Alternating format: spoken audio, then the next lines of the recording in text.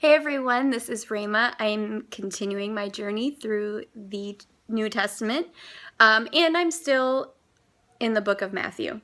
But I came across something interesting that I think all of us can probably relate to. In chapter 14, there's a story of Jesus feeding the 5,000.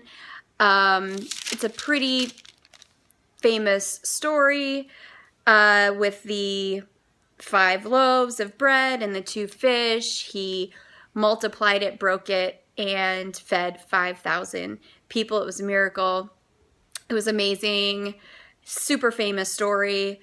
And then I continue to chapter 15, and there is a story where Jesus feeds the 4,000. And what seemed odd to me is that this same miracle happened one chapter prior with 5,000 people. And Jesus is sitting on a mountain, and they were there for 3 days with all these people. As Jesus is teaching them, Jesus says in verse 32, I have compassion for these people.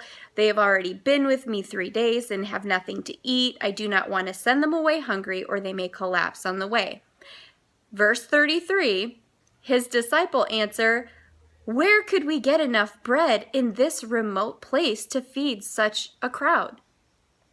I mean, that's a legitimate question. There's 4,000 people. Where are they going to get the bread to feed all these people?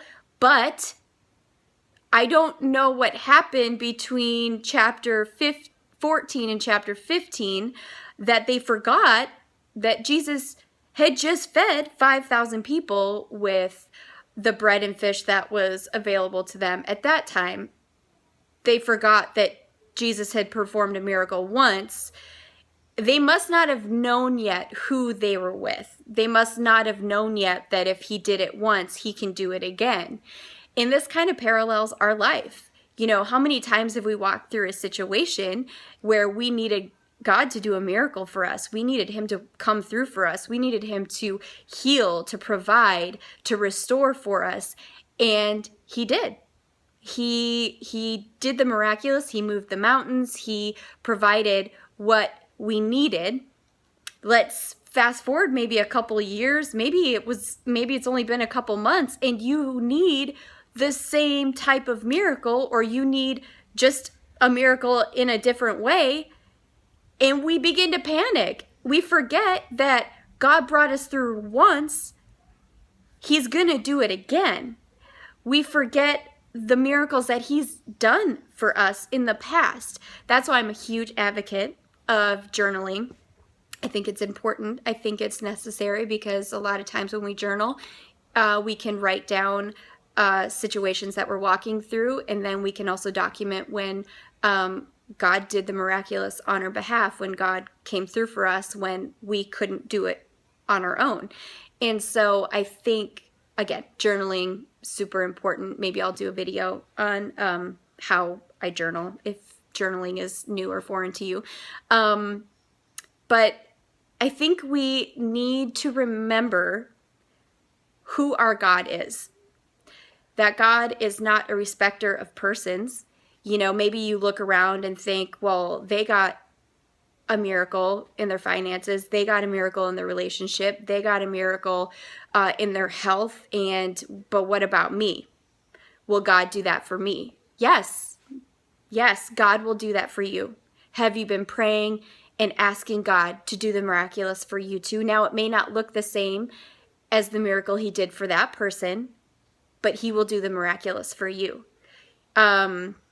I still believe that God heals today. It may come in different ways. You know, he may not miraculously heal you. He may use a doctor or surgeon. He may use medication, or he may miraculously heal you. But it doesn't remove the fact that God is still our healer if it doesn't look the way that we think it should look. I just think that we need to be reminded that if God did it before, he can do it again. He is not limited. You know, he's not a genie. He doesn't only perform 3, miracles in your life. If you woke up today and you are breathing, that was a miracle. Thank God for today. Even if it's not going the way you want it to, thank God for another day, because he has something he needs you to do, something he wants to show you, and he wants to bless you today. So just reading this, I thought it was funny that, these disciples got some sort of amnesia and forgot that Jesus had just performed a miracle and that he was going to do it again. So I just want to give you maybe a word of encouragement or hope if you're walking through something right now. God wants to do the miraculous for you. Just pray, just ask. What do you need from him? Lay it before his feet and ask him to do the miraculous on your behalf. Allow yourself to be broken. Allow yourself to be humbled and go before him and ask him to do the miraculous. And then when he does, write it down and remember it. It builds your faith. It reminds you that God was faithful when I was hurting, when I was broken, and when I was in need. So that when you come across another moment in your life where you need him to move a mountain, where you need him to do the miraculous, you can remember he was faithful before, he will be faithful again. My God will never fail me. He will never leave me. He will never forsake me.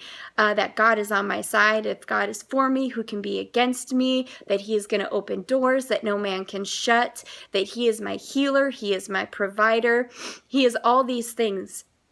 So don't forget, when he does the miraculous, that he's not limited to just that one time, that he will do it again. So I hope this encourages you. Have a great rest of your day.